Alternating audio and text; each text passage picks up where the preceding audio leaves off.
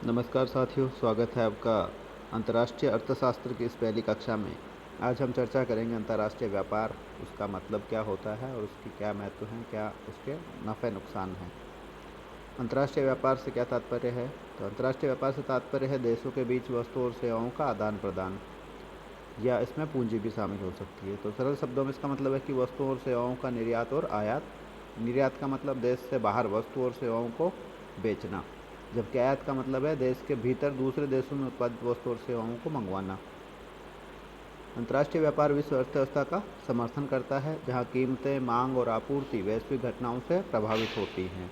उदाहरण के लिए सॉफ्टवेयर कर्मचारियों के लिए अमेरिका की बदलती वीज़ा नीतियाँ भारतीय सॉफ्टवेयर फर्मों को प्रभावित करेंगी।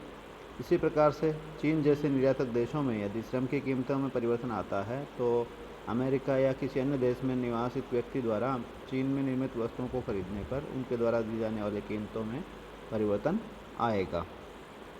अब हम बात करते हैं अंतर्राष्ट्रीय व्यापार के प्रकारों की। अंतर्राष्ट्रीय व्यापार जो है 3 प्रकार से विभाजित किया जा सकता है: निर्यात व्यापार, आयात व्यापार और पुनः निर्यात व्यापार। निर्यात में वस्तु और सेवाओं को दूसरे देशों को बेचा जाता है। आयात में दूसरे देशों में उत्पादित वस्तु और सेवाओं को हमारे यहाँ मंगवाया जाता है या खरीदा जाता है। एक होता है पुनः निर्यात व्यापार। इसमें आयात और निर्यात दोनों के तत्व विद्यमान होते हैं। इसमें क्या होता है कि किसी देश द्वारा दूसरे देश से कच्चा माल मंगाया जाता है, अपने यहाँ उसको प्रोसेस किया जाता है, फिर उसको वापस से पक्के माल के रूप में या तैयार माल के रूप में दूसरे देशों को निर्यात कर दिया जाता है। तो इसको कहा जाता है पुनः निर्यात या एंटरपोर्ट ट्रेड। उदाहरण के लिए भारत जो है चीन से सोना आयात करता है और उससे गहने बना करके दूसरे देशों को निर्यात कर देता है। इसी तरीके से पेट्रोकेमिकल्स का भी है कि भारत दूसरे देशों से पेट्रोल और अन्य वस्तुएं आयात करता है, उनके अंदर से प्रोडक्ट्स निकाल करके और वापस से बेचता है दूसरे देशों को। तो ये हो गया पुनर्निर्यात व्यापार। अब हम बात कर लेते हैं अंतर क्षेत्रीय व्यापार की। अंतर क्षेत्रीय व्यापार यानी कि इंट्रा रीजनल ट्रेड जो होता है, तो इसमें क्या होता है, किसी एक विशेष क्षेत्र के आर्थिक समूह के जो देश होते हैं वो आपस में आदान प्रदान या ट्रेड को बढ़ाते हैं। इसको कहा जाता है अंतर क्षेत्रीय व्यापार।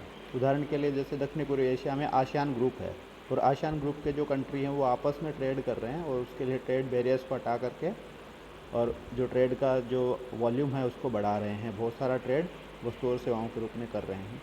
इससे क्या हुआ, अंतर्राष्ट्रीय बाजारों का जो मुद्रास्फीति और टैरिफ बैरियर्स कम हुई हैं और उसके परिणाम स्वरूप आपस में समृद्धि बढ़ रही है। और ये किसके तहत होता है? क्षेत्रीय एकीकरण की एक प्रक्रिया के तहत, यानी कि रीजनल इंटीग्रेशन का एक प्रोसेस होता है, जिसके अंतर्गत क्या होता है, जो पड़ोसी देश होते हैं वो संस्थानों के माध्यम से या नियमों के माध्यम से सहयोग को उन्नत करने के लिए एक समझौते में समझौता करते हैं, जिससे कि आपस में निर्बाध आयात निर्यात या वस्तु कर सकते हैं।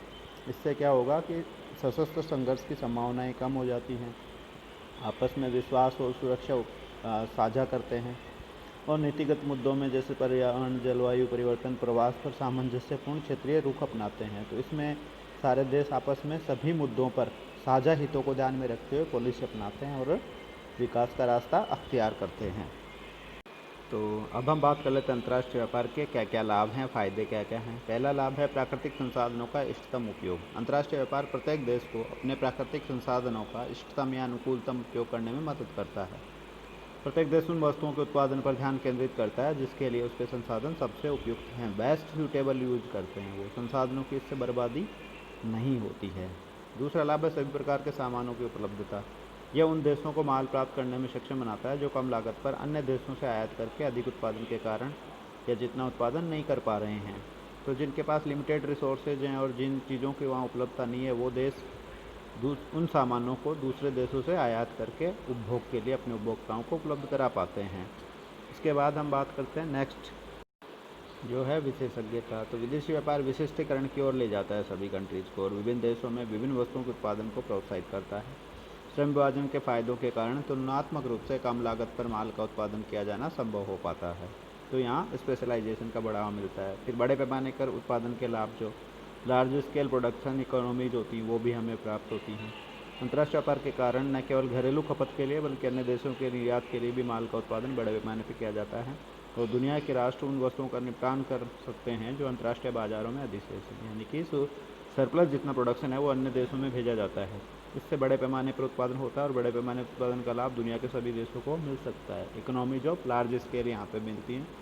और उस उत्पादन की लागत जो है प्रति इकाई काफ़ी कम हो जाती है। इसके बाद नेक्स्ट जो है कीमतों में स्थिरता। तो अंतर्राष्ट्रीय व्यापार कीमतों में से उतार चढ़ाव को कम करता है। दुनिया भर में माल की कीमतों को बराबर करने का एक ट्रेंड रखता है, परिवहन लागत को नहीं देखें तो अंतर्राष्ट्रीय बाज़ार में जो है सभी वस्तुओं की कीमतें समान हो जाती है अंतर्राष्ट्रीय व्यापार की वजह से। इसके बाद में है तकनीकी ज्ञान का आदान प्रदान और नए उद्योगों की स्थापना। अविकसित देश विकसित देशों से मशीनरी, उपकरण और तकनीकी जानकारियों के साथ नए उद्योग स्थापित करके और विकसित कर सकते हैं। इससे इन देशों के विकास और बड़े पैमाने पर दुनिया की अर्थव्यवस्था में मदद मिलती है। तो तकनीकी ज्ञान का आदान प्रदान इसमें संभव हो पाता है। नए नए उद्योग और नई नई टेक्नोलॉजी विकासशील और विकसित देशों में पहुंच पाती है। इसके बाद नेक्स्ट है दक्षता में वृद्धि, यानी एफिशिएंसी में इंक्रीज आ जाए। अंतर्राष्ट्रीय प्रतिस्पर्धा के कारण देश के उत्पादक बेहतर गुणवत्ता वाले सामान और न्यूनतम समूह लागत पर उत्पादन करने का प्रयास करते हैं, और ये दुनिया भर में उपभोक्ताओं के लिए दक्षता और लाभ को बढ़ावा देता है। तो हर आदमी कंपटीशन का सामना करता है, इस वजह से वो अच्छी क्वालिटी का प्रोडक्ट्स और मिनिमम कॉस्ट में प्रोड्यूस करने का प्रयास करने लग जाता है। इससे हमारे उत्पादन की दक्षता बढ़ती है।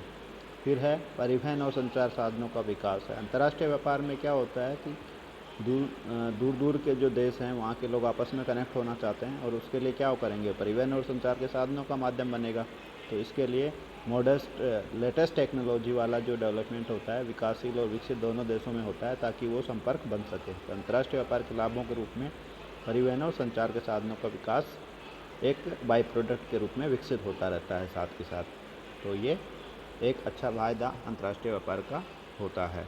इसके बाद नेक्स्ट है वो है अंतर्राष्ट्रीय सहयोग और समझ। विभिन्न देशों के लोग एक दूसरे के संपर्क में आते हैं, और दुनिया के देशों के बीच वाणिज्यिक जो इंटरेक्शन होता है विचारों और संस्कृति के आदान प्रदान को भी प्रोत्साहित करता है, और यह सभी देशों के बीच सहयोग समझ है, सौहार्दपूर्ण संबंध पॉसिबल हो पाता है। तो बहुत सारे देश जो आपस में ट्रेड करते हैं, वहाँ के लोग इधर उधर आना जाना करते हैं, और लोगों के बीच में अच्छा रिलेशनशिप बनता है, जिससे कि अंतर्राष्ट्रीय सहयोग और समझ विकसित होती है, एक दूसरे के साथ विश्वास और डेवलपमेंट होता है।